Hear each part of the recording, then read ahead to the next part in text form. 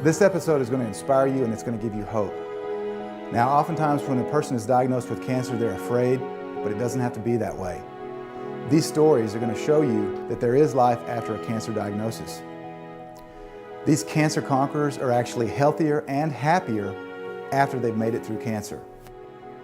This episode will inspire you. It will give you hope. This is our gift to you. So sit back and enjoy the episode. I don't think I have the ability to put it into words. It is so amazing, so humbling, so awesome to go. I've been blessed. I've been given a second chance. I took the road less traveled, and that has made all the difference. And he really took it. He walked the walk, walked the talk, and made the changes, changed the lifestyle. Yeah. And he went for it, 110%. And I can tell you this, he may have been 2 years old, but if you say Dr. Tony, he knows exactly who we're talking about. Because Dr. Tony is a hero and revered in our home. That's pretty amazing, huh? You go, a 2-year-old. You know you have arrived when a 2-year-old remembers you and goes, Dr. Tony. Oh yeah, Dr. Tony in Mexico. And he does know when you were there getting treated because you were sick. He doesn't know the cancer, he doesn't know the gravity of it, but he knows that you were really sick. But putting it into words, it's so heartfelt, it's so emotional for me to go. When I walked in here today, I walked around, I went outside and just,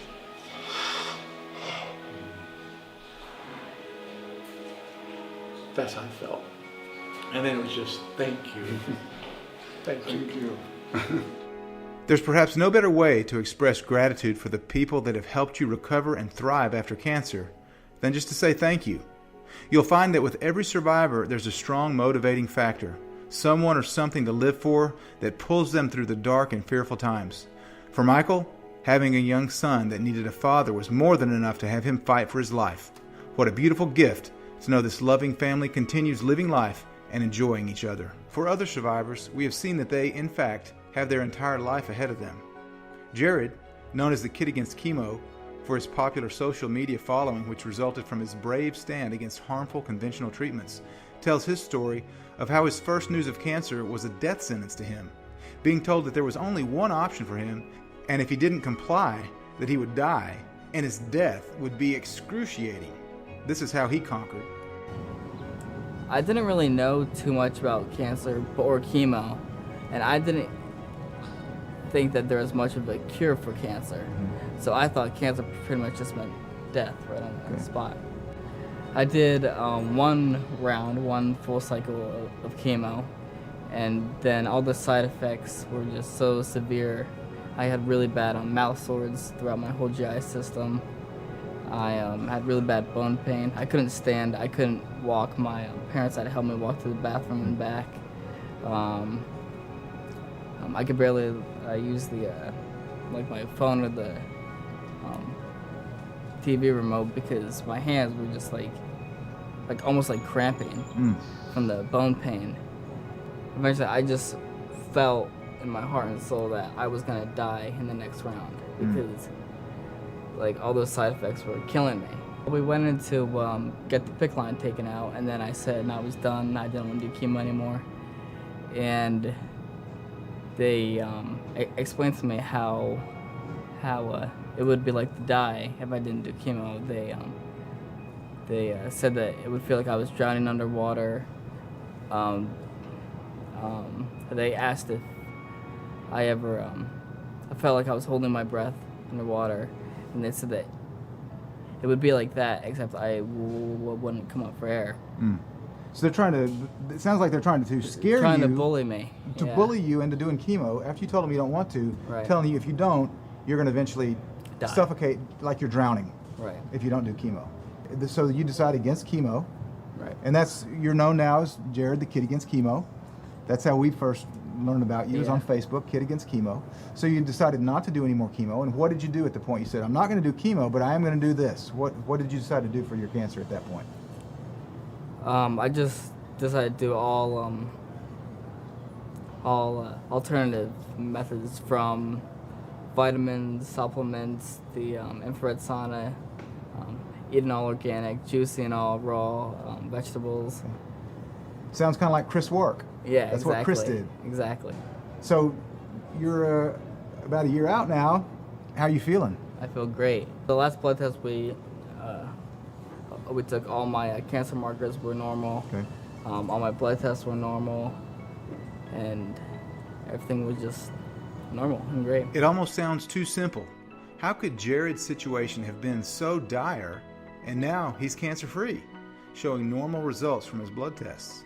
Well, this young man's example has shown us all that if we trust that we can be healed, and we use the best non-toxic cancer protocols, that cancer can be conquered. My family and I are inspired by Jared and his amazing mother, by their diligence and their bravery, and we know that Jared has an amazing future ahead of him. Sometimes when people grow up in a healthy setting with a different way of eating and living than the majority, it can get easy to take their health for granted. With many of us, it's not until something's gone terribly wrong that we wake up to see what we've done to our bodies, due either to neglect or allowing harmful substances to enter. Our next story begins when Jordan Rubin, who grew up in a family taking a strong stand on health-related issues, found himself with a series of chronic illnesses due to something that his parents warned him against, which he believes led to a decline that resulted in cancer.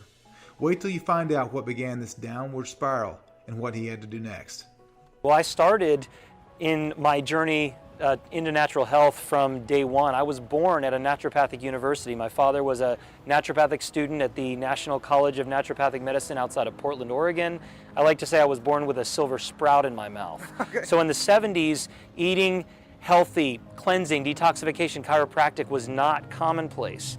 However, my parents were nonconformists. I guess you could call them hippie health nuts in the 70s. So they started in Kansas and then moved to Oregon to follow the school. And my dad was all about natural health. I think for fun, they would all take activated charcoal and measure each other's transit times. But you know what I'm talking about. This was way before anything was accepted. It was definitely outside of the norm, so to speak. So I was born at a naturopathic university, wasn't vaccinated, was really ushered into the natural health movement. But as a child, I only thought about what I couldn't do, what my restrictions were. The health foods back in the day were very limited. I think we had seaweed, there was wheat germ brewer's yeast, and all manner of soy products. Nothing like today. No big health food stores. Everything was small and niche. However, growing up, having a healthy constitution was part of my life. When I was 15 years of age, I was threatened by my school that if I was not vaccinated for measles, mumps, and rubella, I would be suspended. My father said, take the suspension, it's not worth it. One little needle and a second of time may have contributed to my diagnosis of Crohn's colitis 3 years later. And it was in the midst of a very fun and successful college career that I was blindsided by these digestive and immune system issues. And I went from 185 pounds at nearly 6'1", college athlete, just on fire for God, on fire for life, to being bedridden, suffering for 2 years with now 18 medical conditions. I had diabetes, I had symptoms of rheumatoid arthritis, parasites, fungal infection, bacterial, a lot of what is now implicated in the disease that we collectively call cancer. And nearly a year later, I met a man who taught me how to eat and live like the Bible says. It's really the Bible meets history, meets modern science.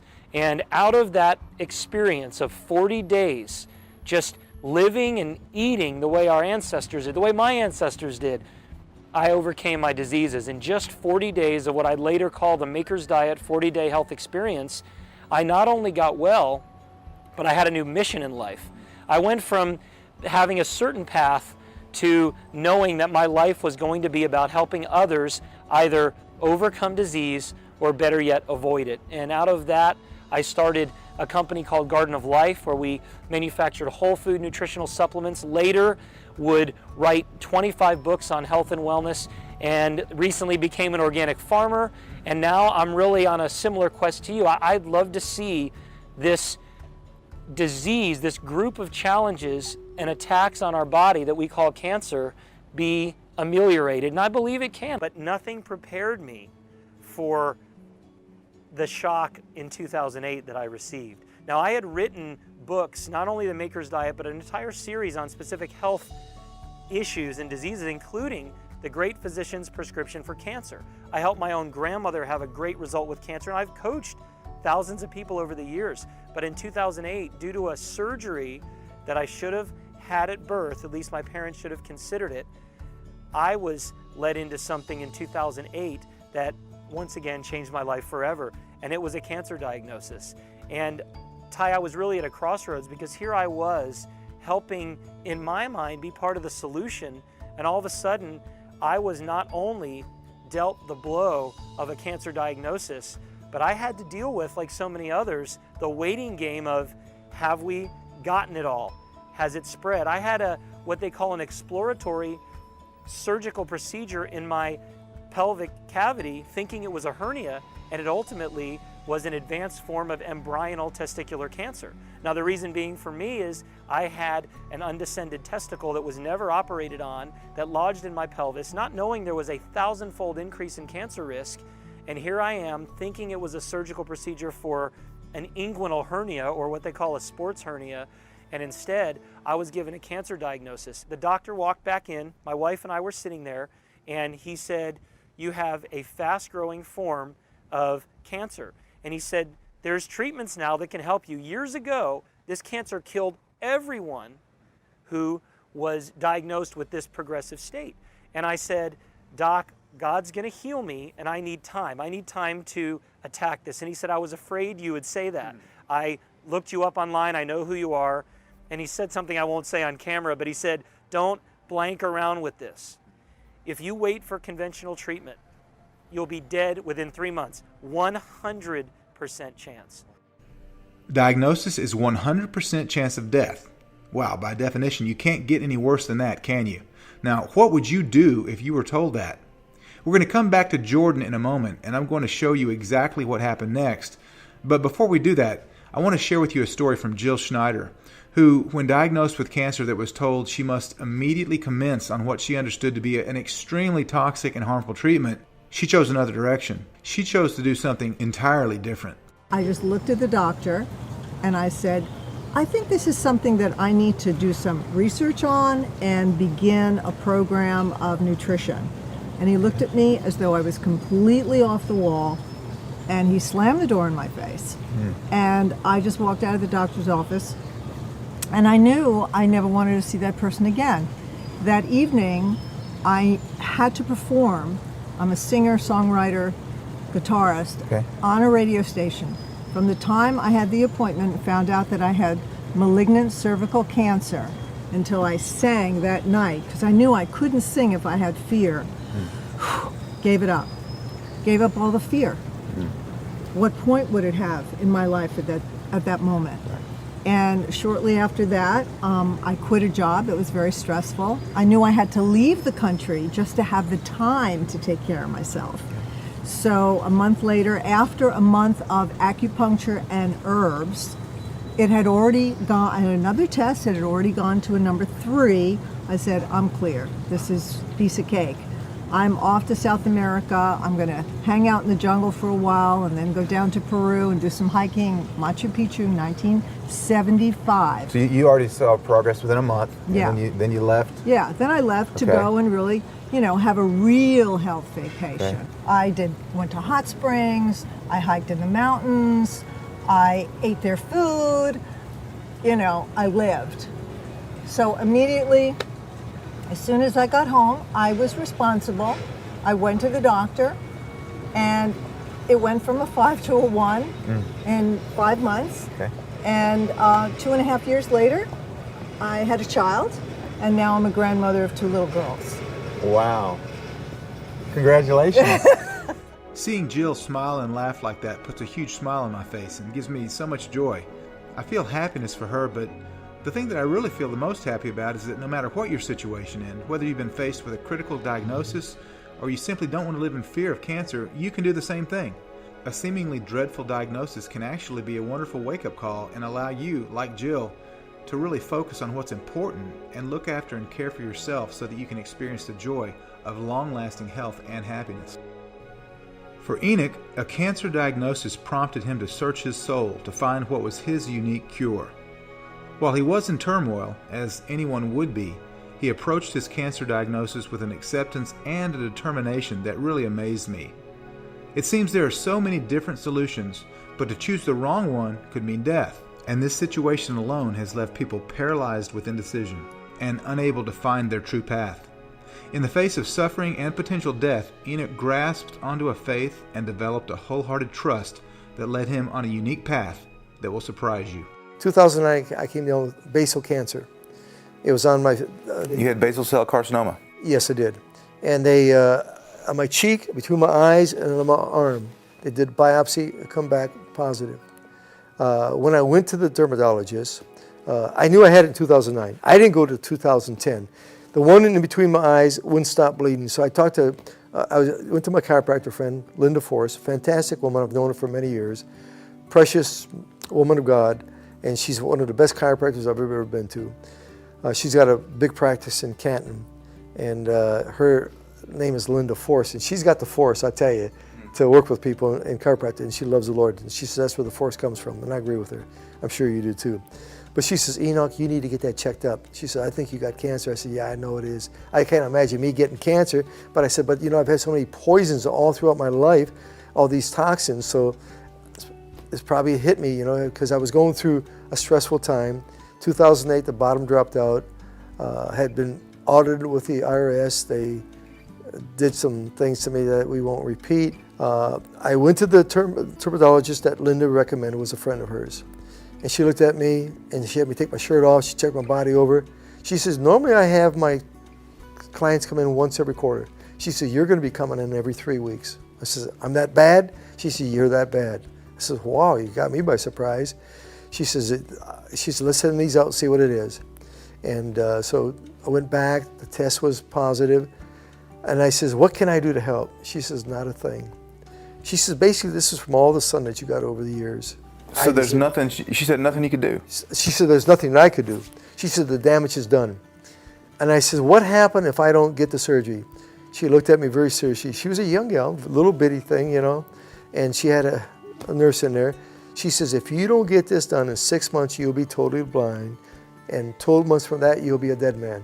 I said, for sure. She says, yeah. I said, thank you.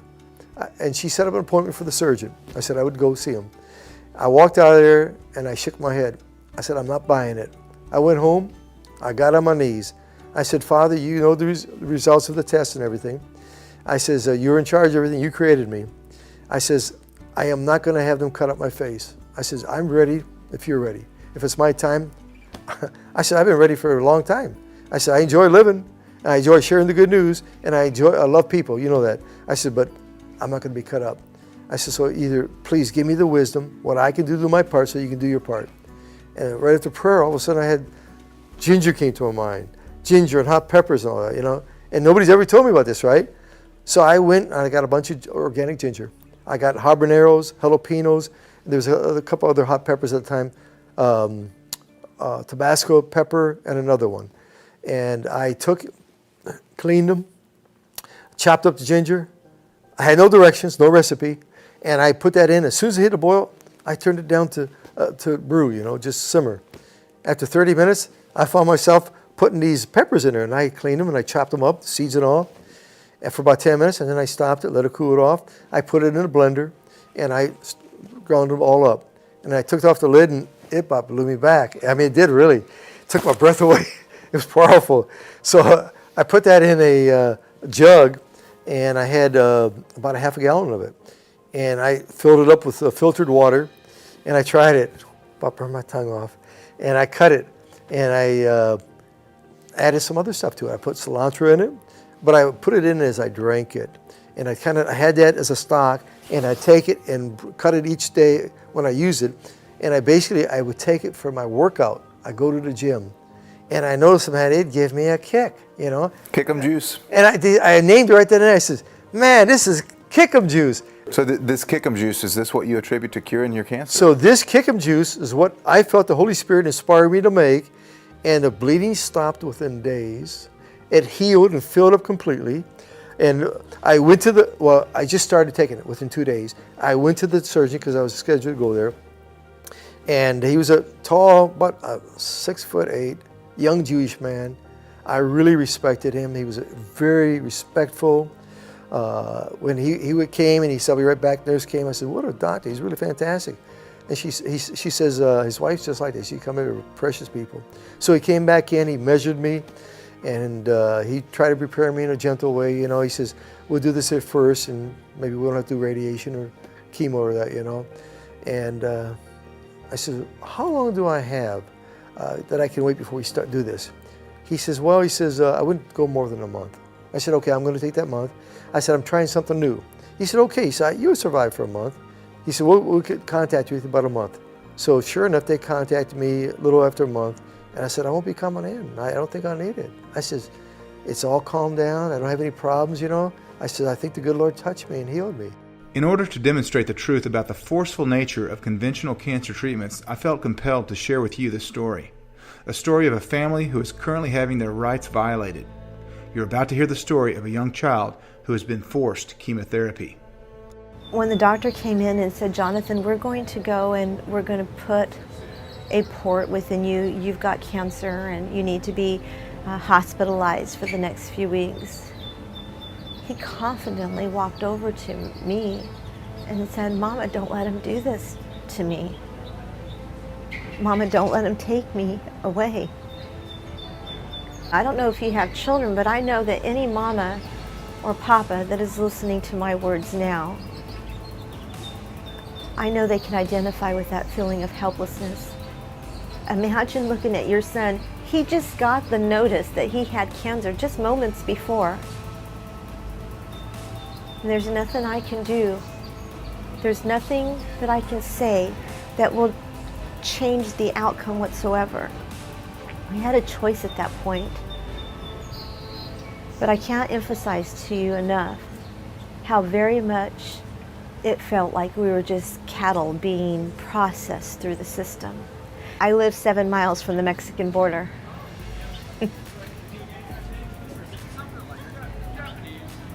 Every day,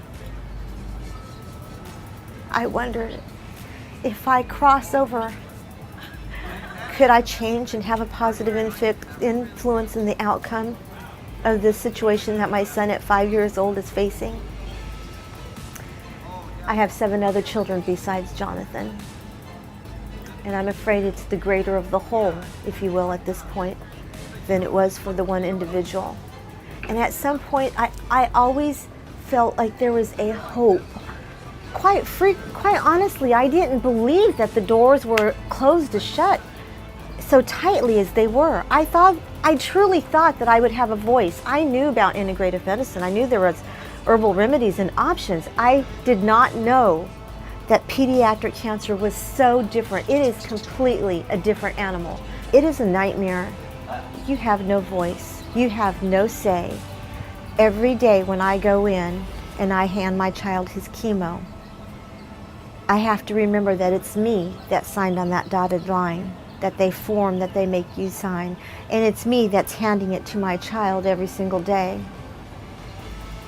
I know the end result is that my child will come out. Our hope is that our child will come out a healthy individual. Is there a way that we can accomplish this without violating everybody involved?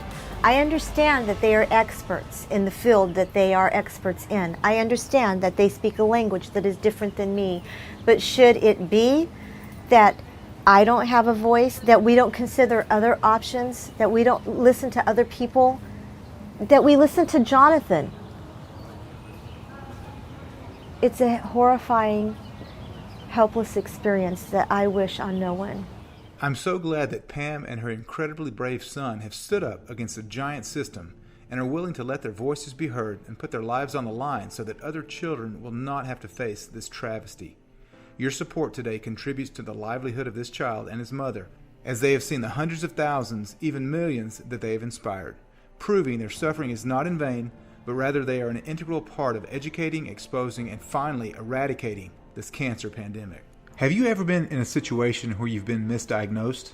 I guess that would be a little bit worse than being misunderstood, wouldn't you agree? Though I'm sure you would feel misunderstood as well as totally confused and have a total lack of trust. What would it feel like to be diagnosed with allegedly terminal lung cancer, then the diagnosis changes to lymphoma, and you're told that chemo is your only chance of survival, but later you're diagnosed again with Legionnaire's disease and finally sarcoidosis? It would almost sound like the doctors were just rolling the dice with their diagnoses, wouldn't it? But this is exactly what happened to Dr. Morten Hekneby from Norway. When this happened a few years ago, it was a devastating blow not only to Morten, but also to his wife Jackie and their entire family. As the doctors noticed Morten dramatically declining in his health, the family was left with no choice but to gather around his bed not once, but twice, to say their final goodbyes. Morten's health would have continued to decline, and the family would definitely have said their final goodbye if it weren't for this one dramatic change that shifted everything in his fate.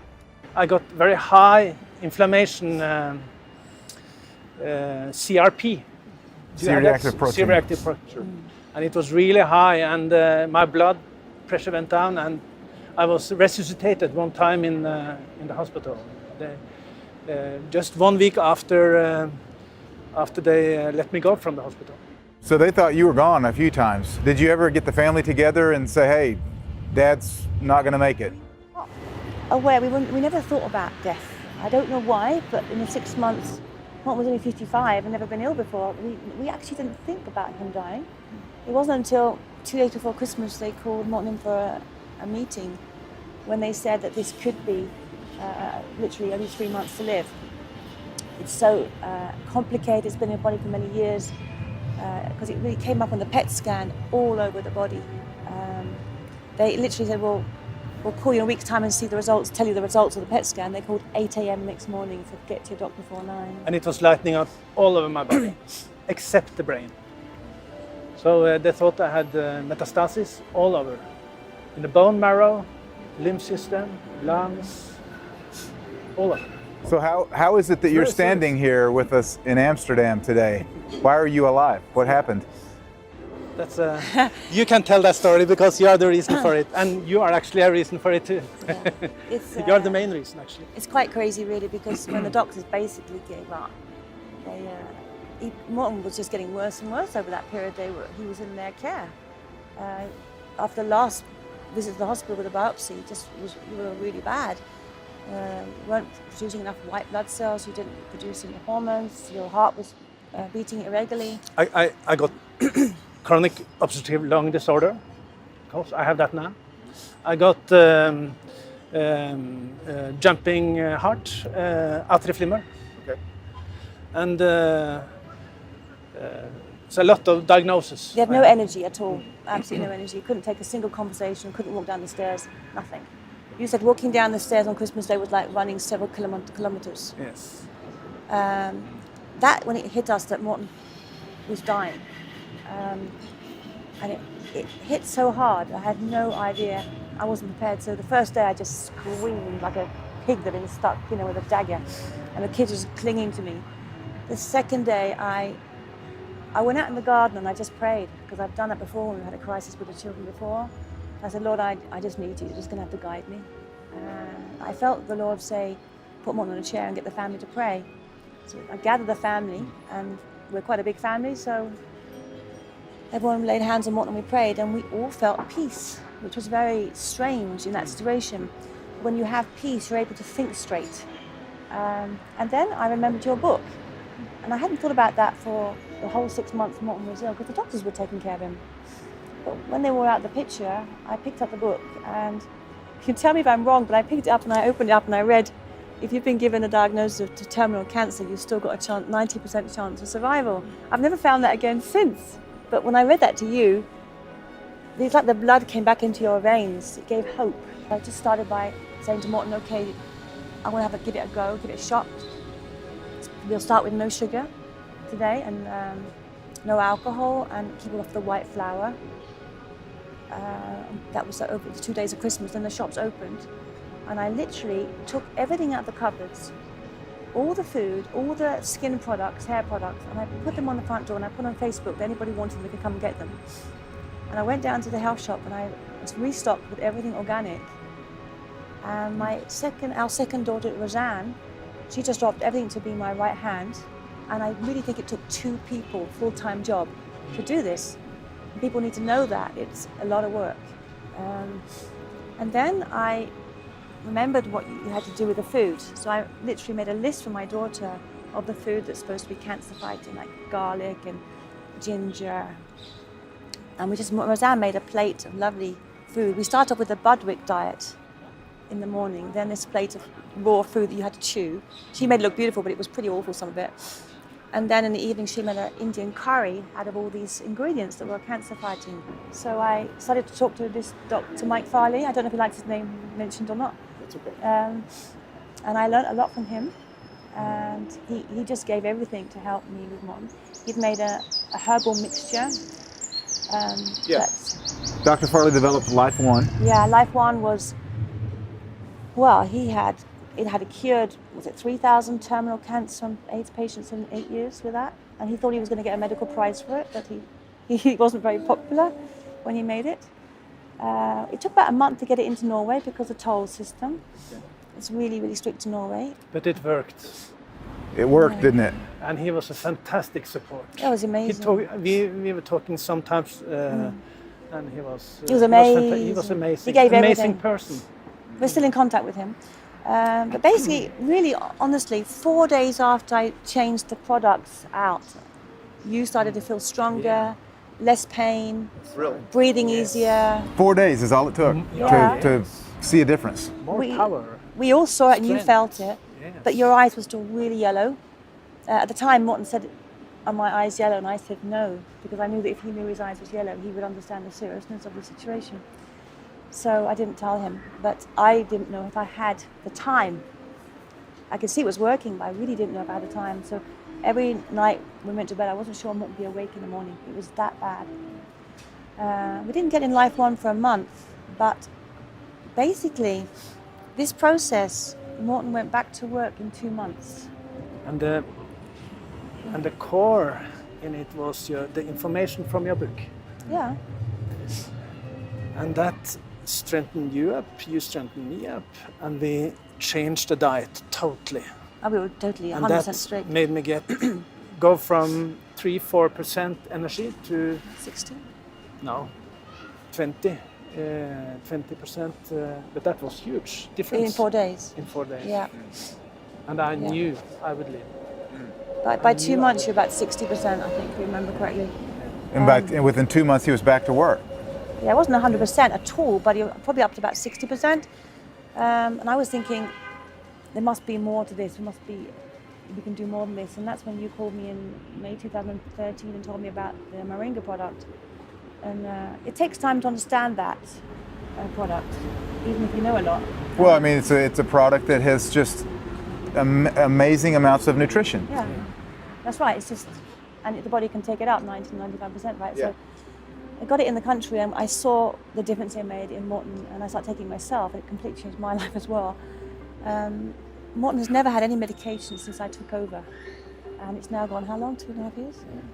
And I'm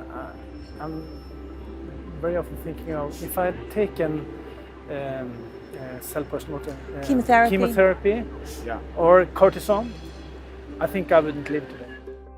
Throughout this docu-series, hopefully you have come to realize that 95% of cancers have no genetic link and can be turned around with a multitude of advanced cancer protocols. This fact alone can put a lot of control back into your hands so that you do not feel at the whim of cancer's dreaded strike. But what about the other 5%? What if your cancer actually is genetic and has no cure from conventional medicine? Is this an area where even practitioners who use a natural or non-toxic approach offer no assistance? I can tell you right now that people are dying without hope today from this very issue. This is exactly the boat that Chris Peterson found herself in when she was diagnosed with a rare genetic form of colon cancer. We pick up her story after she had dozens of precancerous and cancerous polyps removed from her colon when she was still in the thick of the battle, fighting for her life. And in March 2009, my husband brought home a book that I read cover to cover, and it was Vern Verona's Nature's Cancer Fighting Foods. And I embraced everything in that book. And the next day, after I had my cry pity party, I can't do this, I changed my diet. The next day, I'm very disciplined. I got that from my dad, very disciplined. So I stuck with it, and just all kinds of vegetables. I'd cut up vegetables and I'd make my own dressing. And, you know, I didn't have lettuce in it either. I mean, I would just cut up a variety of vegetables and eat those. And that was my main meal, my main thing. And then I would juice and blend those and so do you're all the getting different things. serious nutrition. I was getting serious nutrition. I also added some, very few, but a few supplements and an herbal combination, B17, I took that. So I took these things and then went through those, still removing the polyps, but a year onto my whole diet, big regimented change, I had 0 polyps. Wow, And that's amazing. How did that make you feel? It made me feel great. It was really a blessing. The fruits of your 1 year of labor, Right, of being so right. disciplined and strict eating, paid off quickly. Very much. And I was ready to shout it from the mountaintops because I had beat genetic cancer. And to be honest, when I started out, I wasn't sure, but I'd been doing tons of research on my gene, figure out what it was and what it was all about. It had only been discovered in 2002.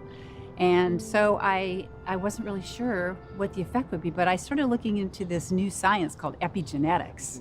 And epigenetics is, it simply said, it's being affected by your environment to change your genes. Well, the first thing that you can control about your environment is what you put in your body. And so I was doing that. So I started feeling like, okay, this can probably work. And so when it did work, I was just thrilled. Now, the interesting thing is, the doctor who did that colonoscopy, I thought he would be, what did you do? Tell me all about it. Because I told him that I was doing diet. I was really making big changes there. And he walked in, handed my husband the pictures of my colon. He just said, "You're clear," and walked out the room. That's the only words he said. And I was still reeling from the anesthesia, but I wanted to scream at him, "Don't you want to know about what I do so you can share that with your other patients?" What's your message to cancer patients that may have been told they have some kind of a genetic cancer? What is your message that you want them to take away from this interview? Well, I tell friends of mine who complain about, well, you know, the genes in my family, and I just shake them up and say, look at me, look what I did, and you can do it too. You just have to make some changes in your life. Wow. Can you now see that even genetic cancers can be turned around with epigenetic influences such as diet and nutrition? What a tremendous encouragement for you and for me, and a powerful reminder of the truth that cancer is not a death sentence. I immediately began a program that involved spiritual, mental, and physical health. And I want to be very clear, spiritual was first. And I did end up really attacking my diet. For the first few weeks, I was on an all raw diet. Okay. I postponed the Boston trip. I did go. I wanted to be responsible. So 40 days, I went to my team at Garden of Life, and I told them what had happened to me. They were freaked out. I said, listen, God has already paid the price for me. I am healed. You're going to see it, but I need to step away from work. 6 weeks, you won't hear from me. No emails, no texts. And for me, Ty, that's a miracle if I can go 30 minutes without that, much less 6 weeks. And I did the opposite of what most cancer patients do. You see, cancer patients go and basically submit themselves to the convention. And it's easy. Well, what do you mean it's easy? You have side effects and hair loss. No, it's easy because you let someone else tell you what to do. You let somebody else tell you how your side effects are going to go, what's going to happen, what your outcome's going to be, what your prognosis is. They can do radiation, chemotherapy, and surgery, but they're doing it. You don't have to think for yourself. There's no individuality. You're just a number. But I said, you know what? I'm doing this. I'm going to go after it in every way. 12 to 14 hours a day, Ty. Spiritual, emotional, healing, nutrition, and detoxification. I started with spiritual. I had written a prayer that really was a combination of scripture and some great teachers, and I quoted it 3 times a day out loud, and I honestly felt like the demons in hell were holding their ears like a dog whistle to a dog. I mean, I was storming the gates of hell to get well here. And some people will say, but Jordan, I don't share the same faith as you. All I can tell you is, if you're desperate enough, you will find God on your knees, because I believe, in essence, cancer is a spiritual disease. Cancer attacks a spirit like nothing else. And I'll give you an example. You go in for a physical and you're told you have terminal cancer. You walk out of there different. I mean, you literally, it's like your body and your spirit have been hijacked. When you have a headache after a cancer diagnosis, it's not a headache. It's spread to the brain. If your elbow hurts, you don't have a bruise or a broken bone. It's cancer, it's spreading. You wake up every morning like you're looking behind your back, over your shoulder, when is this disease gonna kill me? And I believe, Ty, that people who are diagnosed with cancer, they either make up their mind immediately that they're gonna conquer, or they begin to die that minute. I didn't say the word cancer very much during those 40 days. I didn't call myself a cancer victim. People go around and say, my son's autistic, I'm diabetic. And if you're gonna have a title or a label, don't make it that. It's as if you're saying and believing and receiving that. I didn't receive it. I spent 40 days working my rear end off. I literally was in a sauna, infrared sauna 2 hours a day. I was doing amazing raw food cocktails, phytotherapy or herbalism, consuming an all raw omnivorous diet. I went after it. But you know what I didn't do? Suffer in misery. I had more joy and more peace during my 40 days of healing than most people have with all the money and all the stuff in the world. I was facing a death sentence, 100% chance, and I decided to live. I chose it from the beginning. I walked it out. I prayed those 3 times a day. I went back over every memory that I had in my life. This is work. Starting from 2 years old, and any time anyone hurt me or I had hurt them, I wrote the experience down and I prayed until I felt peace. Ty, I'm talking about when I was 10 years old and my baseball coach told me, if you strike out again, I'm gonna do something terrible to you. I mean, we actually store cellular memories, emotions, and failures or unforgiveness that turn to bitterness, and we store it in my mind like our body grows cancer cells. And I felt like if we fear a malignancy, we should fear unforgiveness and bitterness much more. I dealt with issues. It took me days, and I dealt with every one. I'm talking about thousands of memories. And people say, well, Jordan, what does it have to do with my health that someone turned me down for the prom when I'm 16? Well, what did it make you feel like? Did you say you were worthless? Did you decide you weren't good enough? There are people out there, Ty, that have had marriages with infidelity. They've had their spouse divorce them. They've had their parents tell them they don't love them. These are serious, and we store them in our body like a virus on a hard drive computer. And if we don't take care of it, they will eat us away. If you've ever had the blessing of seeing a newborn baby come into the world, you know the feeling of how overwhelming your desire is to protect that helpless child from danger. As a father, I can tell you that that feeling never goes away. The more that child needs you to keep them safe and secure, the deeper the love becomes. But what if someone was going to take your child from you? What if they were going to inject and expose your child to harmful toxins that could threaten their life? What if you knew the treatment they would force could take your child's life? What would you do?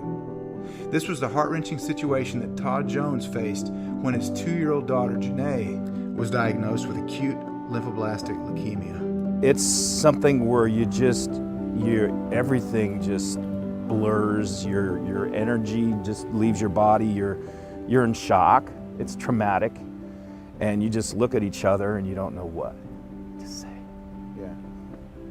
And it happens to so many parents now, it's horrible. I guess it's one of the fastest growing, segments in the hospital. Childhood cancer. Oncology is just growing and out of control. So, you're speechless, and I even called my boss. I was supposed to be at a trade show, and I was bawling. I said, man, we just got some bad news.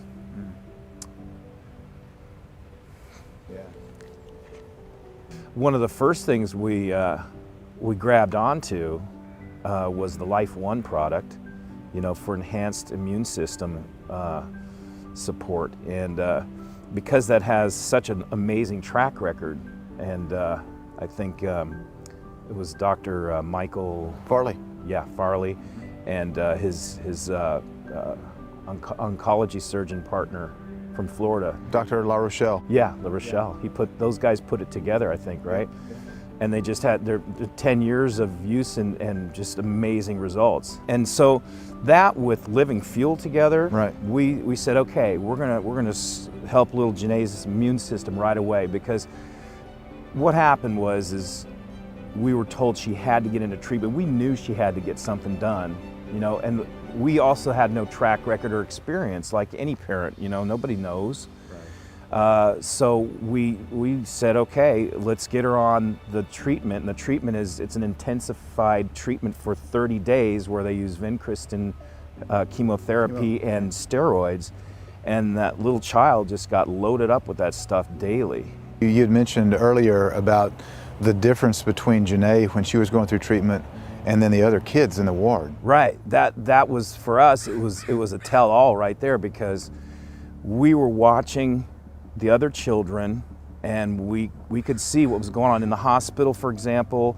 The food right away. If you're a parent, you need to pay attention to this, because most hospitals just have hospital food, and that stuff is, you know, it's French fries and hamburgers, it's corn dogs and chips and chicken strips and canned green beans and homogenized pasteurized milk, you know. With ice cream for dessert. With ice cream for dessert, or Jell-O or canned fruit chunks with corn syrup and GMO everything. Yeah.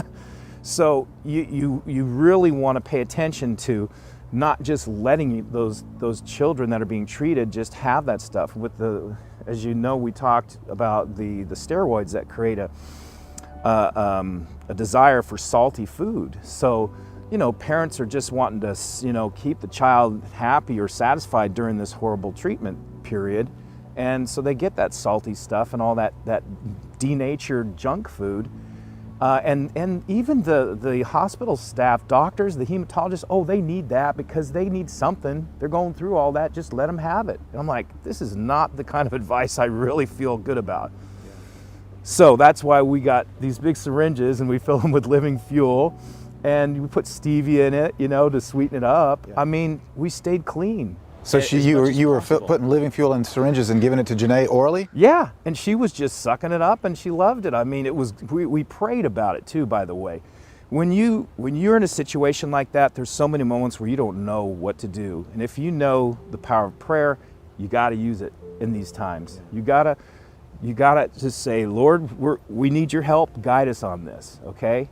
Because this is how you help other people when your conviction and your faith is involved. And then you get, I mean, we were blessed because in this very challenging moment, we were demonstrating that we could make a difference too. So you said you were using living fuel and syringes. Did you use Life One as well? Same deal, you bet. Okay. Yeah, and we kept that going on alternatingly. And during her treatment, during the chemo? Absolutely, during the chemo. And I have to recall here, she did get it during the chemo, for sure. She got it throughout the whole 3-year treatment. But after the first month, and I shared this with you too, we made a decision that we wanted to, since the cancer was so far down and in remission, as they say, and they told us themselves, that we were like, okay, you know what? Thank you for your business. We're good now. We're going to go ahead and build her up naturally now that the cancer and half of her, you know, system has been, you know, chemoed, chemically cleansed. We're going to go in and put in the natural good stuff now and see how we can get her to respond there. Well, the hospital didn't like that. When that happened, it wasn't 3 days later, and there was that very, very, very loud, aggressive knock at our door. I'm thinking, that doesn't sound like anybody I know. Nobody knocks like that. Almost sounded like a boot. So I went to the door, and it was the Office of Child Services. And they came, and they said, look, the hospital called. You have taken your child out of treatment, and you need to bring your child right back to treatment. I'm like, well, we're finished with that treatment. We're just going to continue on with another treatment, right? Parents, I even looked up the Alaska statutes. Parents have the legal right to decide how their children get treated.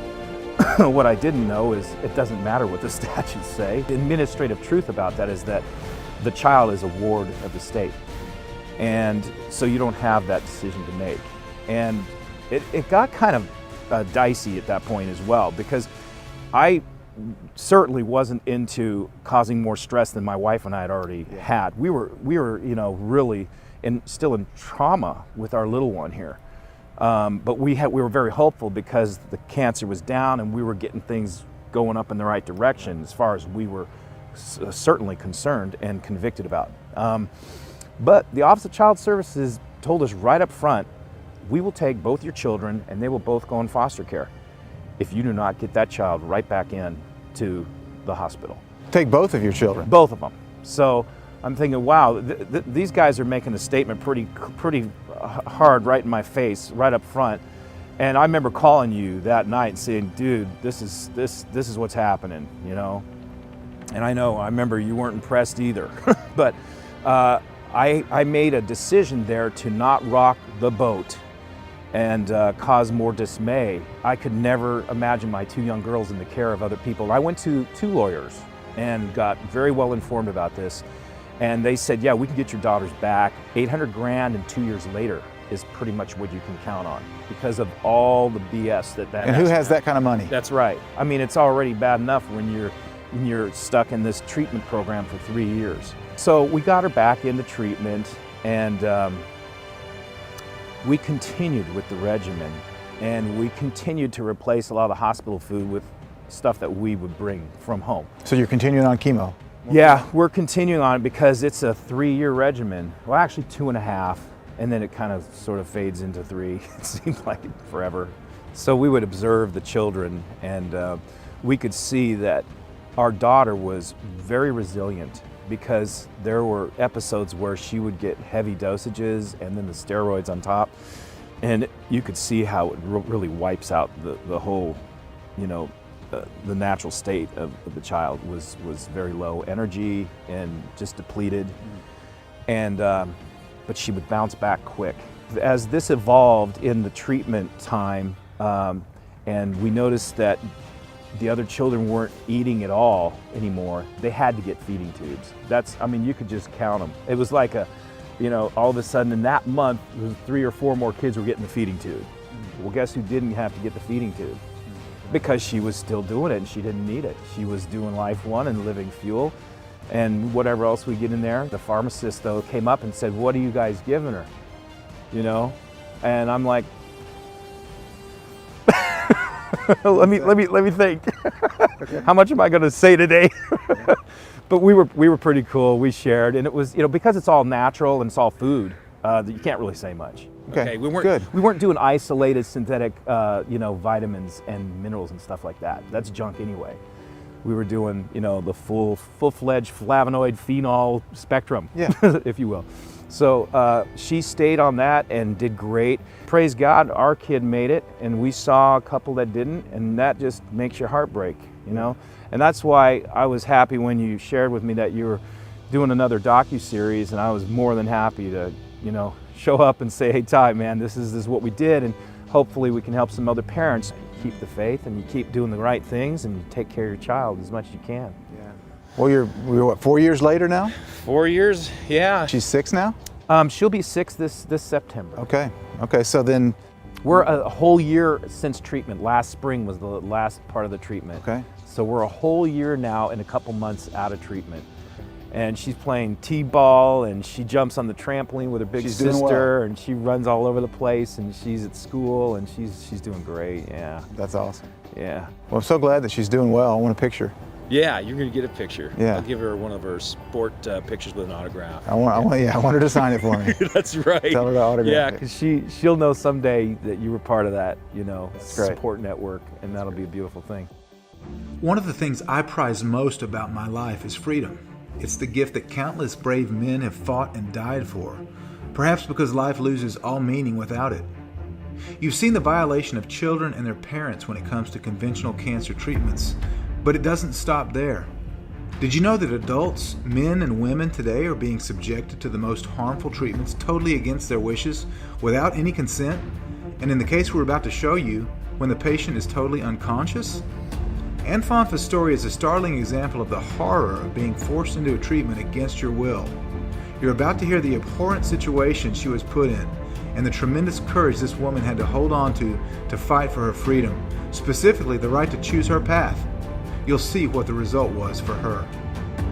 I was diagnosed with breast cancer when I was 44 years old. Didn't know a single person living with cancer.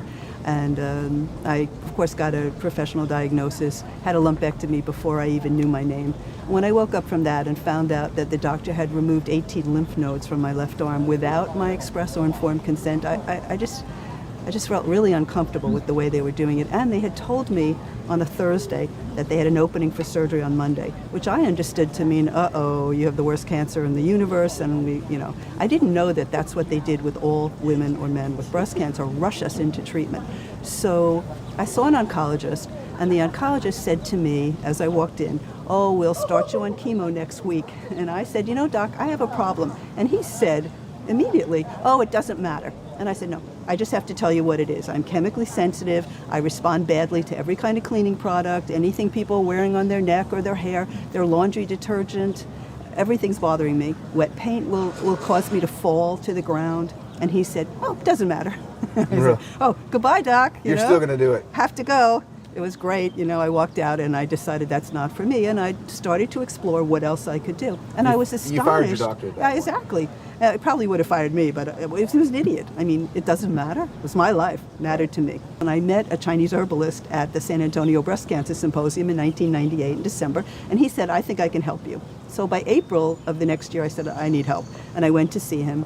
And in the first prescription that he gave me, I made a tea. When I drank that tea, my entire body turned into a hive, a giant hive, every inch. So of course that was scary.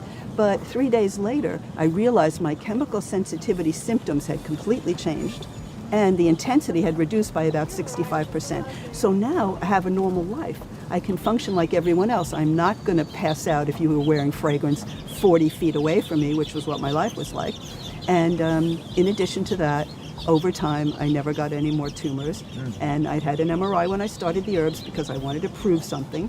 And at the end of the time, I had another MRI, and by then I was completely proven cancer-free. That was September 2001. Ironically, I got that diagnosis September 12th, 2001 in New York City. Wow. There's no traffic, no cars, no buses, no taxis. I walked to the hospital, and my doctor came from New Jersey, and she said to me, we can't find anything in cancer. We're going to call you no discernible disease. So they didn't give me NED, which is the usual diagnosis, because I didn't do chemo, I didn't do radiation. We don't know how you're really doing. I knew how I was doing. I was going to live.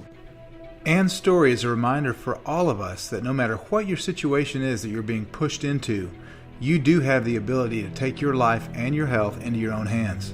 And thankfully, Anne is alive today, decades after diagnosis, to tell her story. Here's a couple that I refer to as Romeo and Juliet. When Trevor was told that he was going to die, he and his wife resigned to that fate, and they set out to live their last moments together. If it wasn't for their computer, Carol says, they wouldn't be alive today. Stories like this are what motivate me to get up in the morning, because you're going to see, without your voice and without my voice, millions of people are going to continue dying without hope. But in the lives of those that have received the truth about cancer, we have educated, exposed, and even eradicated cancer. That is the mission that you and I are on. Now wait till you hear this amazing story and how every odd was stacked against this incredible couple. Trevor's an engineer, and he said to the doctor, I said to him, there has to be a different way, another way to do things. And he said, no, this is the way. So it's like, no, I'm going to do it my way. And that was a driver. But everybody believes somebody in a white coat has the answer, and that's not necessarily so. And so we asked how long if we didn't do the operation, and we were told 18 months to 2 years at the most. No, it was 18 months. It was like So- less than that. 18 months and you better act now. Yeah.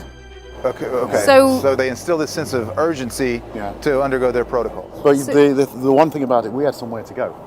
Instead of staying in England. where all the family were like pushing us to go for chemo, get the blood out, especially Trevor's family.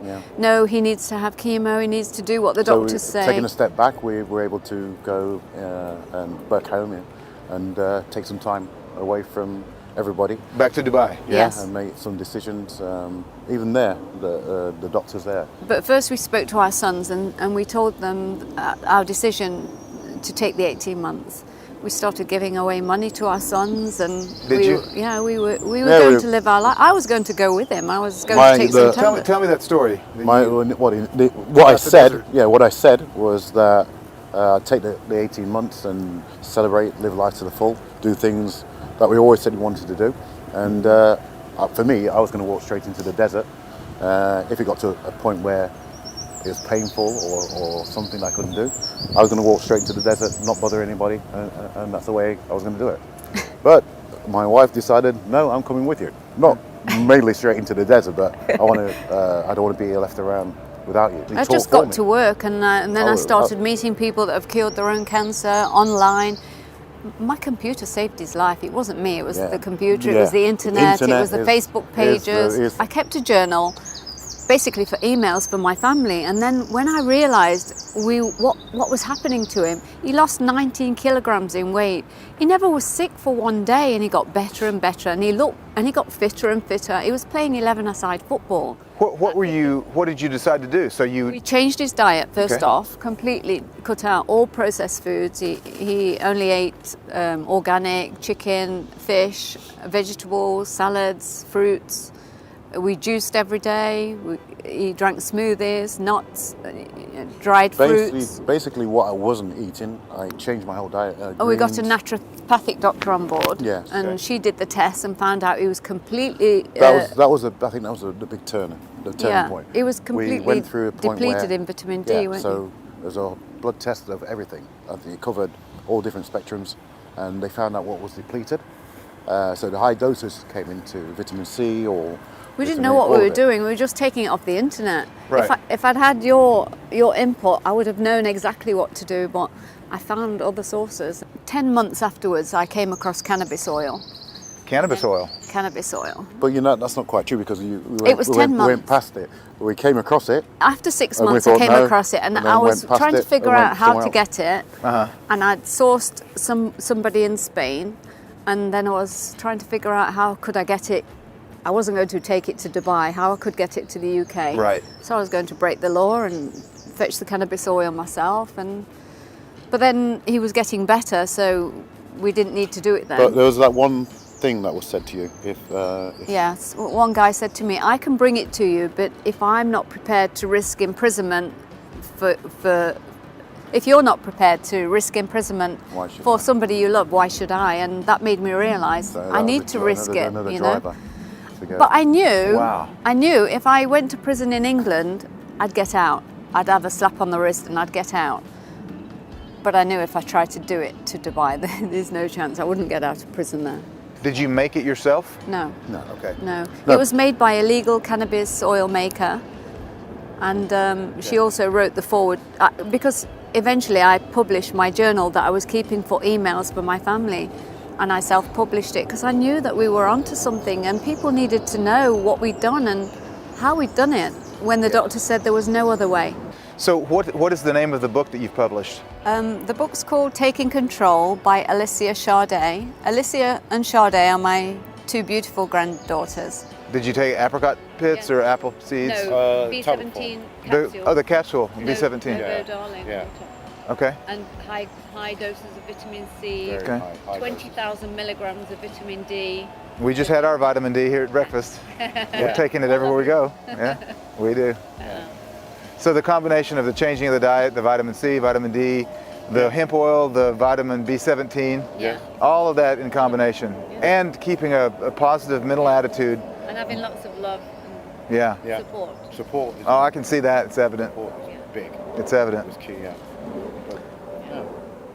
And he's well. He's 2 years now, cancer-free. Yeah, you look really healthy. He does. You know, my weight initially, I think it was just under 100 kg. Do you know, he started looking younger and younger, and I started looking older with the stress. Not at all. No. What if you were a medical doctor going through medical school and you were diagnosed with advanced so-called terminal cancer?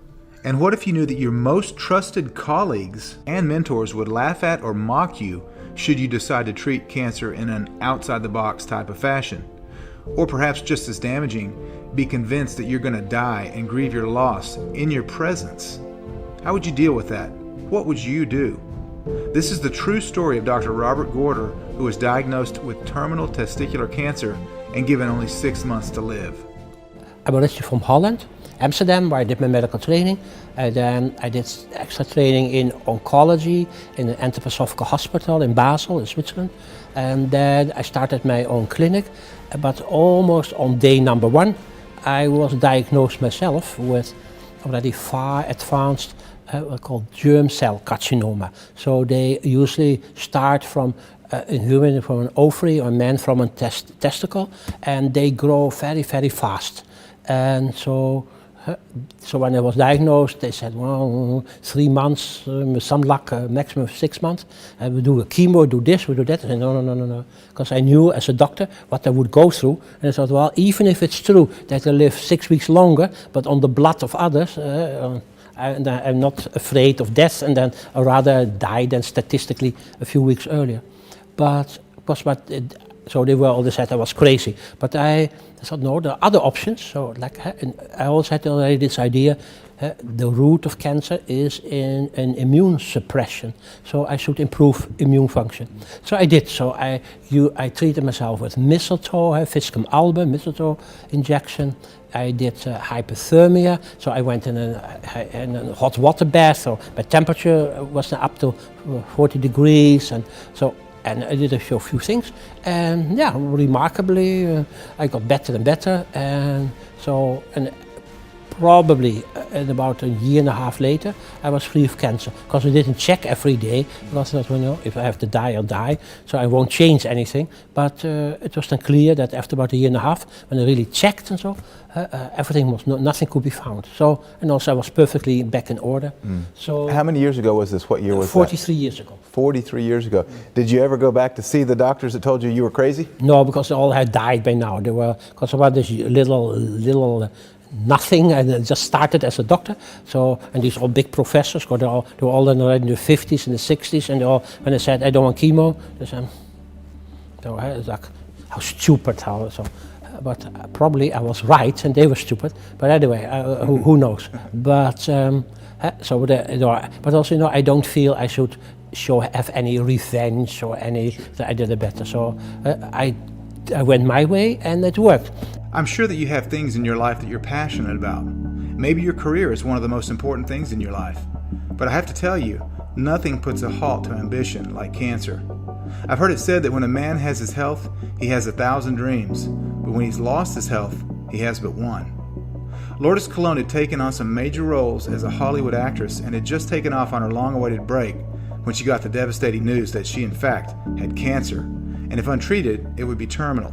At this huge turning point in her life, she put her acting career on hold, gripped her daughter's hand, and began the fight of her life. I loved sugar. Who doesn't love sugar? Oh my gosh. Mine was extreme. I would eat 95% of my intake was sugar. So it was like if I had breakfast, I would eat 12 sandwich ice creams for breakfast. Wow. Because I felt I'm skinny, I don't gain weight, I'm good. And not realizing the destruction I was doing to my body. And we'd go out for dinner and he would have a meal, and as my husband would have his meal, I would have my brownie with ice cream on it, and that's what I had for dinner. All right. So that was like day in and day out, and then it really took a toll. When you were diagnosed, did your oncologist suggest that one thing you might do was to give up this sugar? My advice when I was diagnosed with cancer, because I was really, really skinny, and again, I didn't know that I was losing so much weight because of the cancer, was, look, you're really skinny, go out, eat as much ice cream as you can, enjoy yourself, put on the weight. And when she told me that, it was interesting because I thought, well, no, sugar feeds cancer, so I'm not going to do that. I didn't tell her that, but I was like, wow. That doesn't make sense. No, and here they're not telling me, get out there, start eating healthier. They were like, eat the sugar, put on the weight.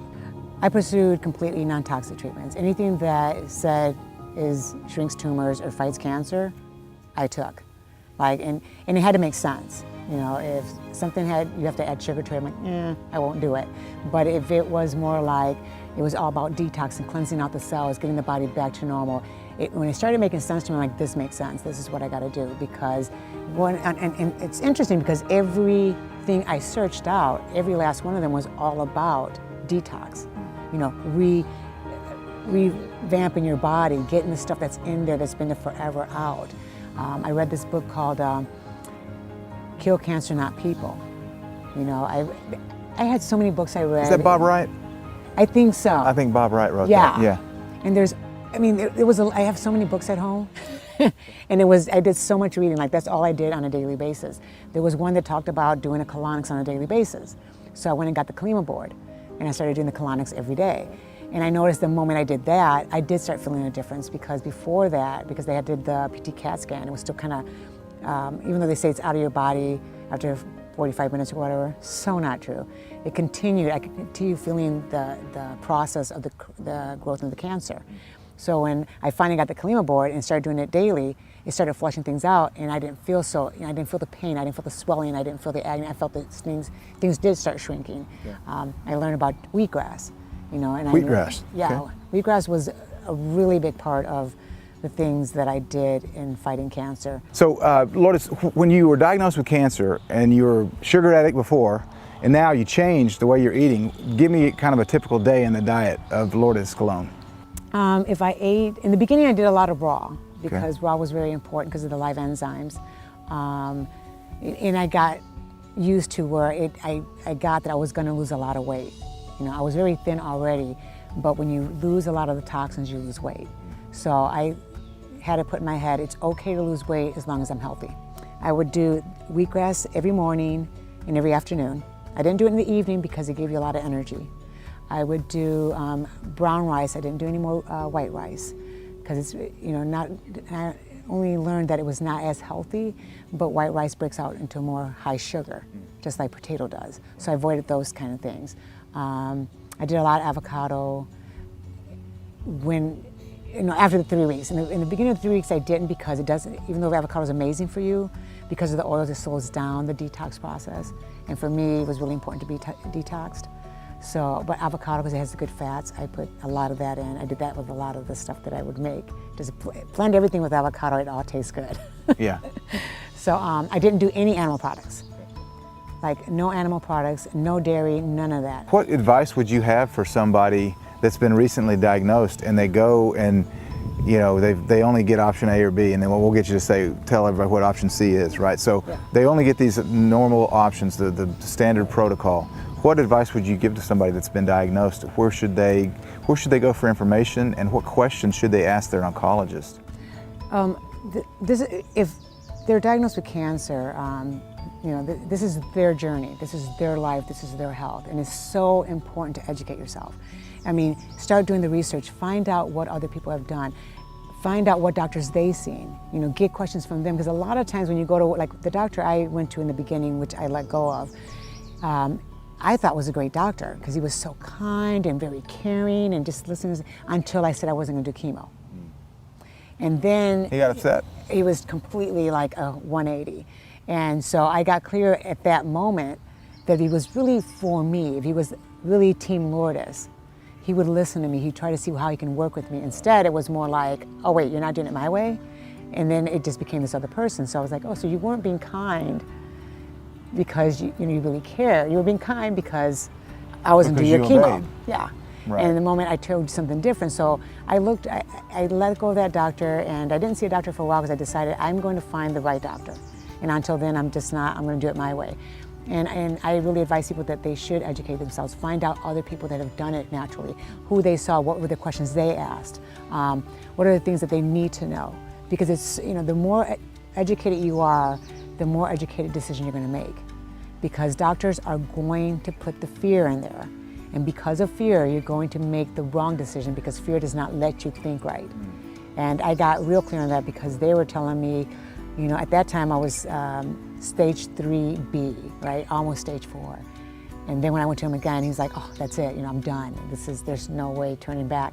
But when you're at that stage and they're putting this fear in you, like, you have to do this, and this is the only way to do it, and I've had people that tried the other stuff and they died. I mean, you should have seen the conversation I had with them, and I was like, wow, we are so not working as a team here, because everything that came out of his mouth was very, very negative. And I feel that when you have a good doctor, everything that comes out of his mouth, he's optimistic, he's very positive. Let's see what works with you. We can't just put everybody in the same little box and say, chemo for everybody, radiation, no. And for me, it never made sense to use a treatment that's going to destroy my cells when cancer's already destroying my cells. Why would I add to the fire? Like, it just doesn't make sense to me. I'm healthier now after cancer than I was before I ever had cancer. I was doing essential oil therapy. I was on infrared heating mats. I was trying to exercise the best I could on a mini trampoline, 20 to 30 minutes a day. Everything you can think of, everything that I knew, I put together that program. And you know what else I did? I found a doctor, Dr. Emil Shandell in Fort Lauderdale, Florida. He would give me not only one blood test, but test it 3 ways every 2 weeks. And then there was the 40-day CT scan with contrast. So I could do it exactly the same way, same radiologist, although he didn't realize I wasn't under an oncologist's supervision at the time. So first 2 weeks, program hardcore.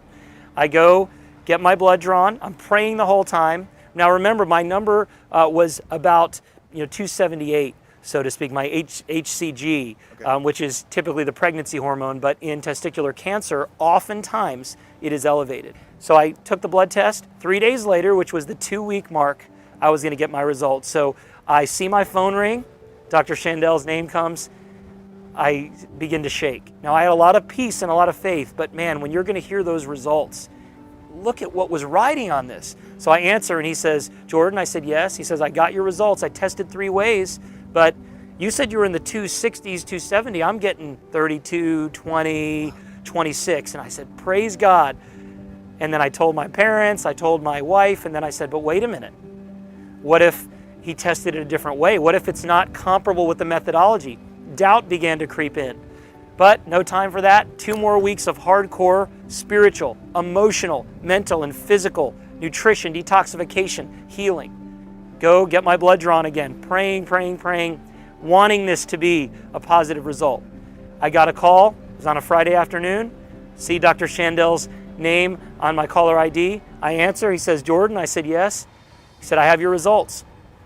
He said, I'm getting 0, 0, 0. It was time for celebration. A couple days later, I had my CAT scan. I went in, and I don't know about you, but if you've ever had an enclosed CAT scan or MRI, I guess I'm more claustrophobic than I thought. That was awful. But I prayed the whole time. I don't believe in getting radiation or contrast fluid or drinking barium or any of that nonsense, but I needed to show the world what God was going to do in my life. 3 days later, I was going to get the results. And I look and I see normal, normal, normal, normal. I dropped the packet. I started to weep. I hugged my wife. And I couldn't believe it, but yet I believed it. It's like nothing I could ever explain. I was free. This disease that I never claimed was a part of my life was now officially gone. I called 20 or 30 people that I had shared this with, and they were the best phone calls I've ever had. I mean, to be able to tell them what miracle had happened in my life. Some of them admitted to me that they were really concerned. Some of them were overjoyed and said they knew all along, but it was an awesome day for me. And my son Joshua, who was 4 or 5 years old at the time, I said to my wife, hey, can we pick up Joshua from school and take him to Toys R Us and buy him anything in the store? And she said, why? And I said, I can't explain to him what miracle I've just experienced, other than telling him you can get any toy you want. Of course, he was excited, and he asked me why, and I said, Dad's experienced a great gift myself. God gave me a great gift today. And as I stand here today, Ty, I am convinced that what you eat, the supplements you take, IV therapies, hydrotherapy, certainly far infrared saunas and various exercises and various machines can make a difference in your health, can help you build your immune system. I'm convinced that emotional health is critical, but I can tell you something that probably no one else in this series will. Cancer starts with a spiritual disease.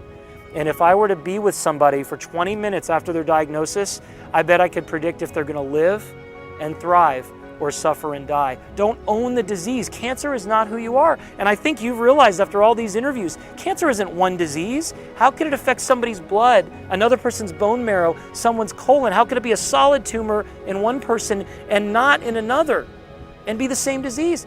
The name cancer is evil, but it's evil for different ways than we think. You decide if you win or lose. And I think you're going to find the common denominator in people that are survivors or conquerors, as I like better, are those that decide to go after it and win. Don't sit back and let somebody tell you what to do, make the most important decisions of your life. You know what's crazy, Ty? If you try natural health with cancer and you die, they killed you. If you go conventional and you die, we did the best that we could do. Right. How is that possible? We lost loved ones. You've lost loved ones. And you know what? I'm writing a book. I'm writing a book soon. And I think the most appropriate title is To Hell with Cancer. That's where it came from, in my opinion. I want to help send it back. And I do believe that if somebody, if anybody wants to overcome this dreaded disease, you start by making the decision that cancer will not win. Cancer will not own you. You are not a cancer patient. You are more than a conqueror. And frankly, next time I hear somebody get diagnosed with cancer, my first encouragement is going to be, you say it, to hell with cancer. I was told that I had base of tongue cancer tumors that had spread to my lymph nodes on my neck. And they were worried that it had already spread to the rest of my body and my organs.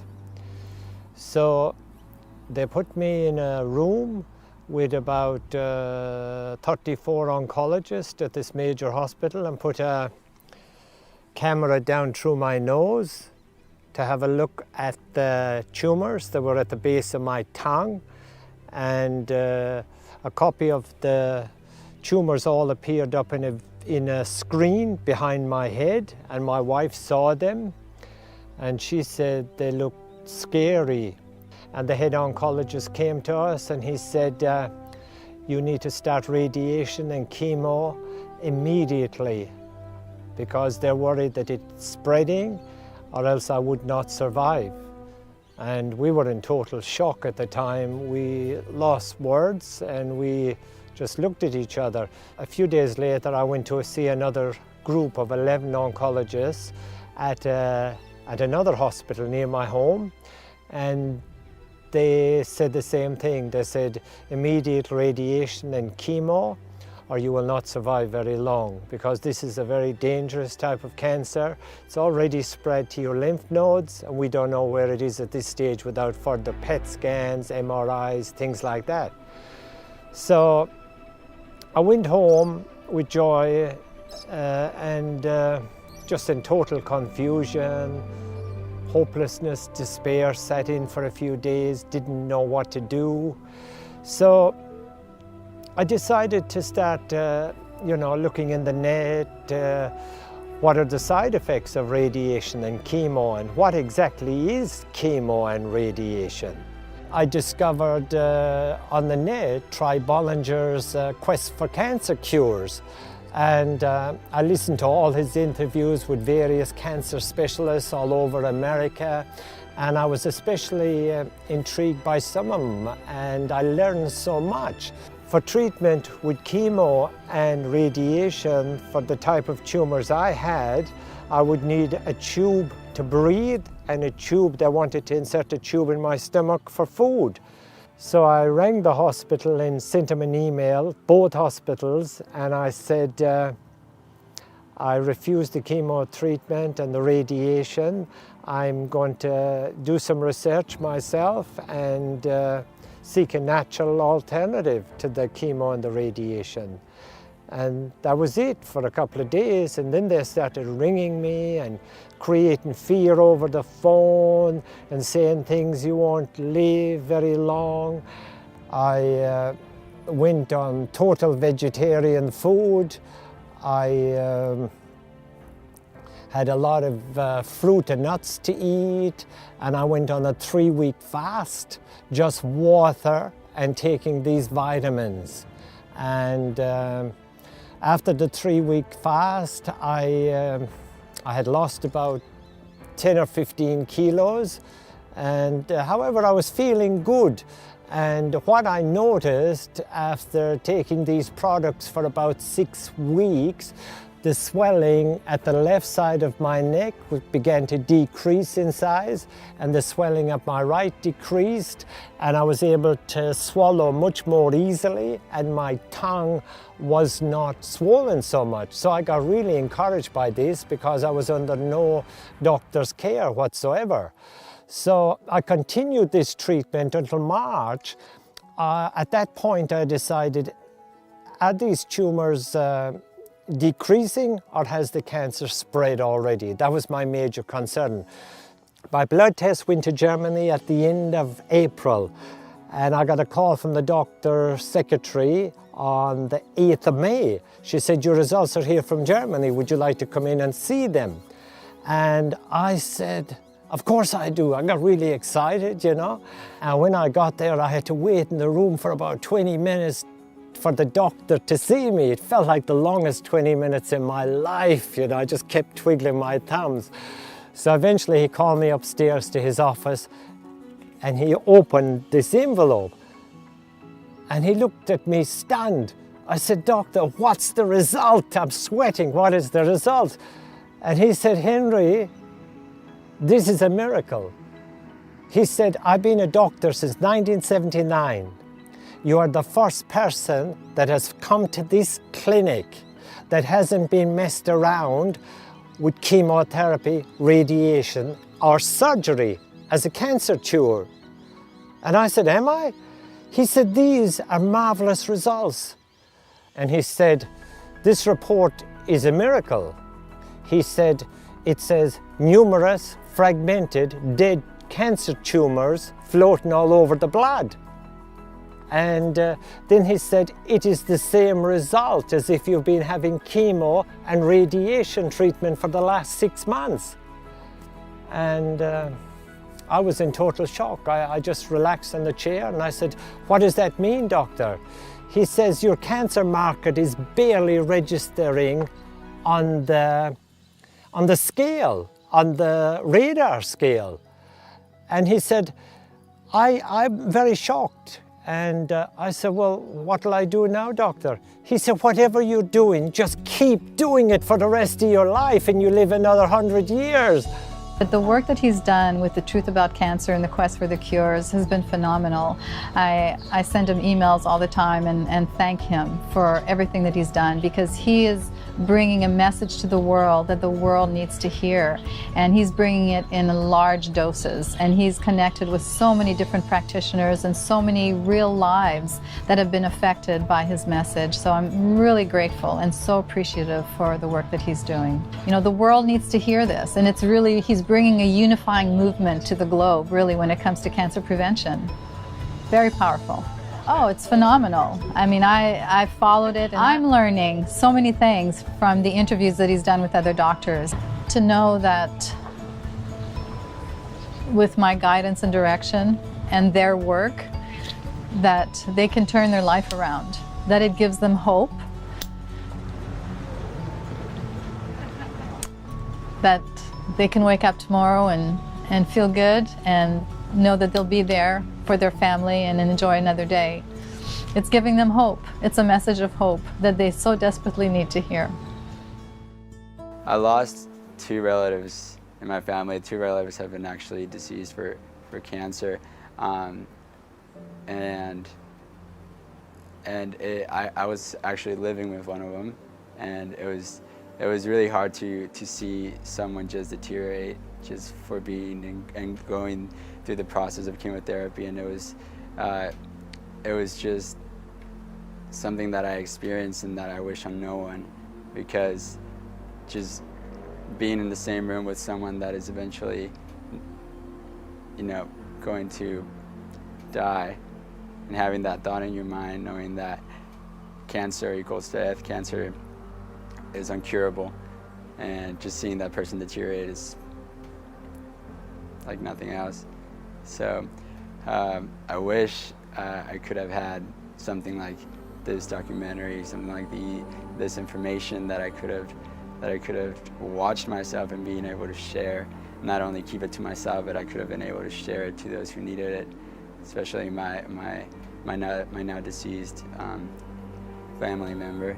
Being able to be part of this project and being able to walk the path with the Truth About Cancer team, we've been able to experience all these stories, all these living testimonies of people that have been able to conquer cancer and that have been able to overcome this this burden in their life. Yeah, I mean, my life has changed exponentially in these 3 months. Like, I remember before the San Diego trip, that was the first leg that I did with Alan and Ty and Travis. I went the night before to get KFC because I was like, I know I'm going to be eating a bunch of healthy food I'm not going to like, so I'm going to eat something that I like before I go. And then it's like Alan was saying, you know, you can read all this stuff about quackery and all this, cures for cancer, but seeing those testimonials and hearing them, it's just like, it's unbelievable. This whole thing's just been a great experience. Like, I couldn't have asked for a better team, a better life journey, just because, I mean, I just got out of school a couple of years ago, and I never thought that I would be on a trip like this. Like, it's like Alan says, it's a trip of a lifetime. But when we went to San Diego this past spring, we had people coming up to us, to Ty, because they recognized them. These are people who had had cancer, who had gone to oncologists, chemotherapy, and been told there's nothing more we can do for you. You know, get your affairs in order.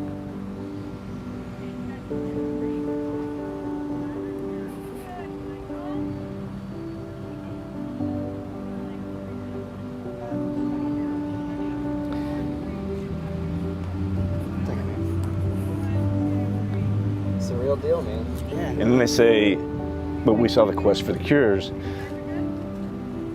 and we found out about a treatment or a doctor, and I'm alive today because of what you did in your series. And man, it brought it home in a way that nothing else could.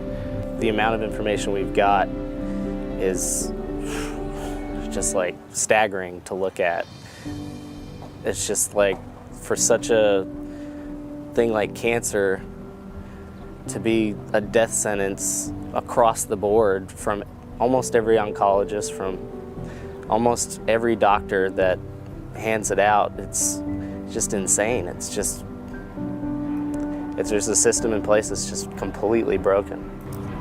And so seeing everybody across the country with the exact same message. In the world. All over the world, yeah. And to just stamp some kind of treatment, chemotherapy or whatever, and just say this is the end-all be-all, one treatment for this one unified, disorder, disease, whatever you call it, is just so far-fetched and crazy. It's like, the one thing we learned from this trip is that there's not one cure for cancer, there's a billion cures for cancer. No doubt. So it's a tool, it's a way to help people, but it's a way to help yourself. It's validation, someone like that saying, going through what I went through and being so unsure and jumping off the cliff, going from making over $100,000 to making nothing, and putting myself out there. But to have someone like Ty and Charlene and Cancer Truth say, we approve, you're doing a good job and we want you to continue. I mean, it means so much. And I met them in July of last year. They were at a conference and I went and I just couldn't wait to meet them. I mean, I was in tears, when I hugged Charlene. And I got an email when the quest came out. The first episode had aired and I had no idea. Charlene sent me a message and said, oh, we're gonna donate to Cancer Crackdown. I didn't even know. And wow, just humbling, very humbling, and confirmation that we're on the right path. So they donated to us and we went to Texas and for the donation ceremony, but the donation helped us to provide several people with supplements. There was a girl that we helped weighed 65 pounds and was trying to get to a clinic for treatment, and we helped her get some nutritional IVs to literally keep her alive to get to treatment. And without their donation, we wouldn't have been able to help her at that time. So it impacted lives immediately, and that's what they do, is they impact lives. And we appreciate them tremendously, tremendously. I don't think we would be able to continue at the level that we are and continue our mission and our goals of helping more and more people without them. I know we wouldn't. It was $10,000. They are our biggest supporters. and we appreciate them tremendously. I remember since I've been young, I've felt this burden to, when I've seen suffering, to do something about it. There's been so many times in my life when I've looked at situations and I felt like there's nothing I can do about this, and I've just had to watch it, and it's been so hard for me, especially when, like, it's your loved ones and it's people closest to you, and you watch them and they're experiencing pain, and like, especially when you're young, you can't really compute that. You're looking at these people and being like, normally I can make these people happy, normally I can do something about this, but I feel powerless and I can't do something about this. And I wanted to find my purpose, you know, and I knew it had something to do with being a part of the solution and being able to help people that are going through suffering. When I came to understand about different things that people are suffering with, that there's taking away livelihood, cancer kept striking.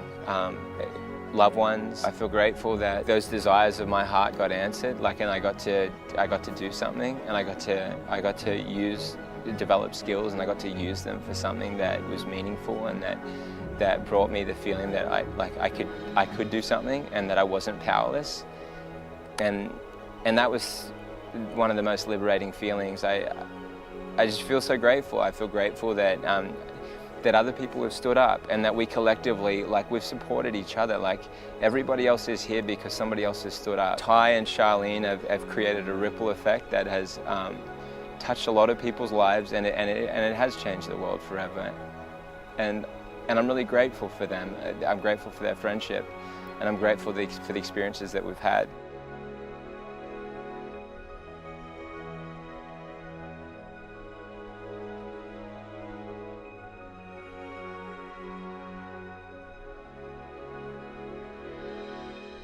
Eventually, medicine will come to terms, humanity will come to terms with the fact that healing comes from within. And that us, the doctors and the clinics and the medications, are the ones that facilitate that process of healing. So it doesn't belong to us. It belongs to you as a patient. And my true role as a practitioner is to empower and facilitate that healing within. So the big C word is never a death sentence. There's always a path. There's always a path. Some people are living with cancer as a chronic illness, right? So that's fine. It's the same as living with diabetes or high blood pressure or high cholesterol. If we can manage it and keep it at a microscopic level, you carry on with your life. It is not a death sentence. It's hard for me to put into words what it's like for me to hear the stories that we just experienced. The path that my family has traveled has been emotionally intense. Literally every day, we're exposed to the devastating heartbreak which results from people being lied to and misinformed.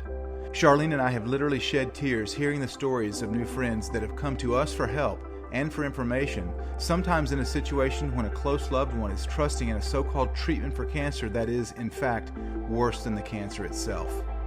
It's those moments when you wish that these precious people that have sometimes just been diagnosed would be able to see all the information and be empowered with all the knowledge, so that with a full picture, in the absence of overwhelming fear, they could make the best decision for themselves or their family, whatever that might be. My purpose during this 9-day journey was to give you all the paramount information regarding cancer so that you and the entire onlooking world could see that there are answers, there are solutions, and there are roads to full recovery for all types and stages of cancer. With a full understanding of the treatments and preventions, with knowledge of the science and documented evidence that supports the validity of this path, an amazing opportunity exists to see lives restored.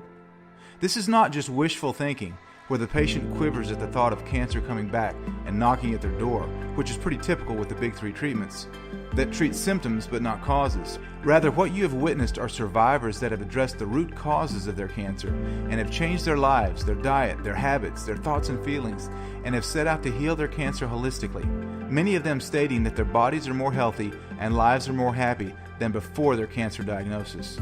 You've seen the survivors cured of rare genetic cancers. You've seen late-stage cancers where people given as little as months, weeks, or even days to live and are alive today, not just years but decades past diagnosis, still having no signs of cancer in their body, with tests verified by the world's foremost cancer clinics.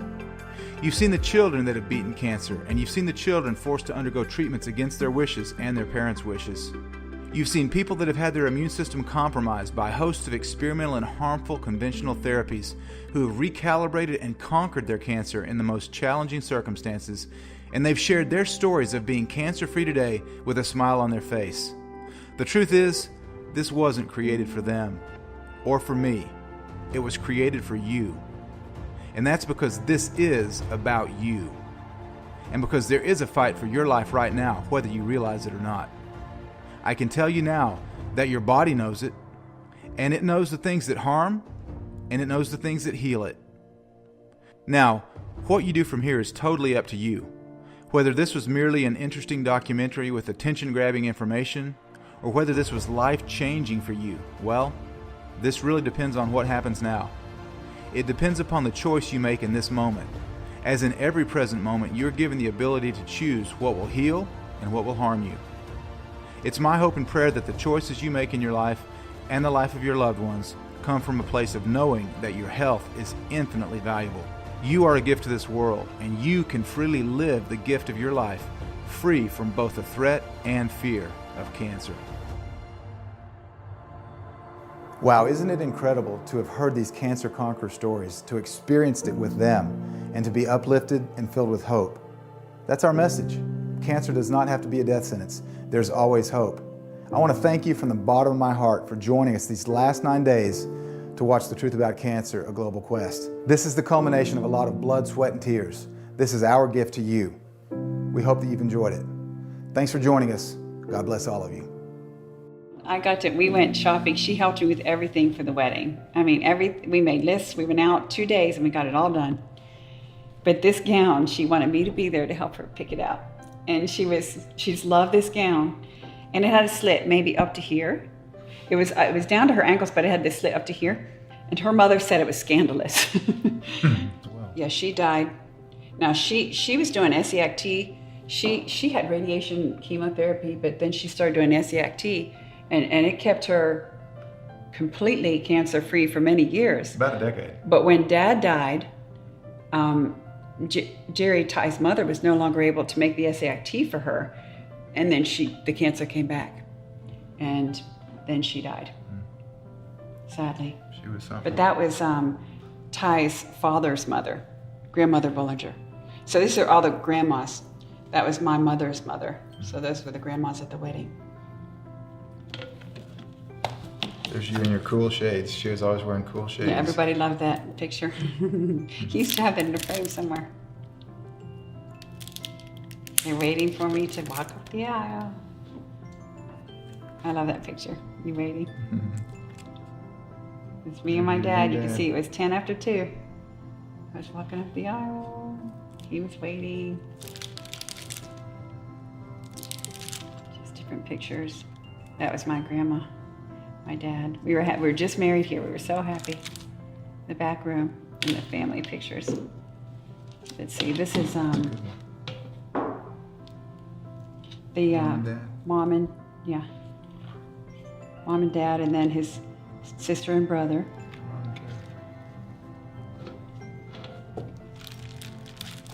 We have a whole big picture, I think. Yeah. There's mom and dad, granddaddy and grandmother.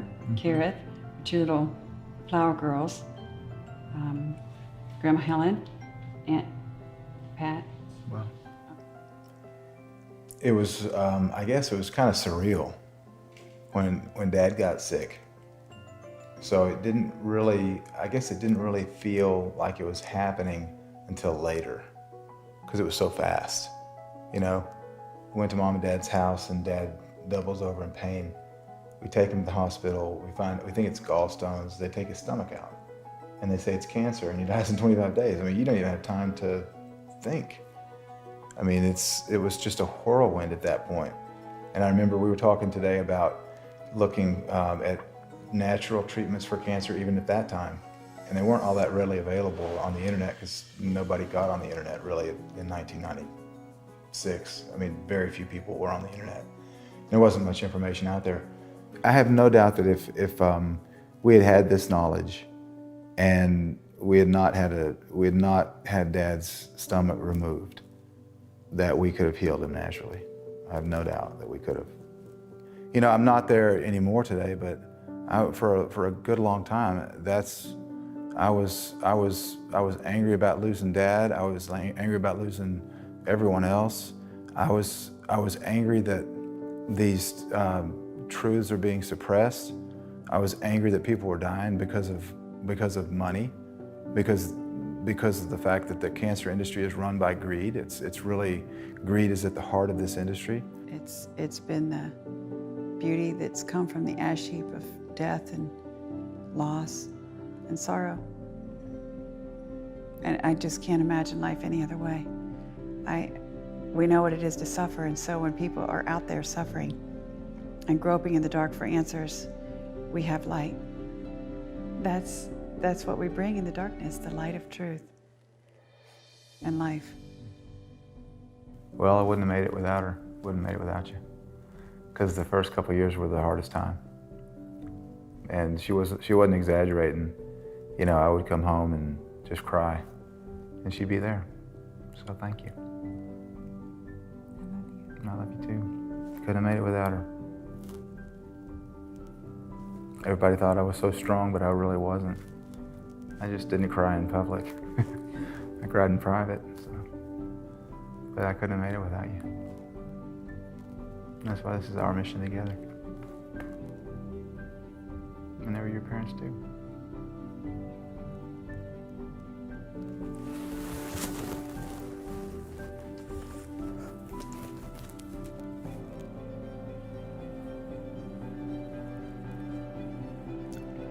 You were strong. We were a good team. Yeah. Mm-hmm. We're still a good team. Yeah.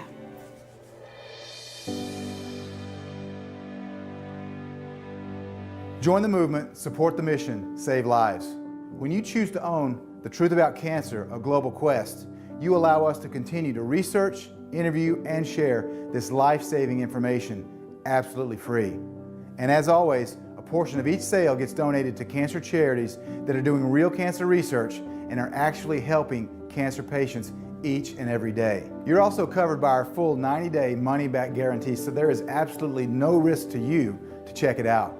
If this is not everything that you hoped it could be, all you got to do is contact our friendly customer support team and we will refund every penny back to you. You have absolutely nothing to lose and everything to gain. Please consider owning this series today and supporting us in eradicating this devastating disease. Thanks for watching. We'll see you next time.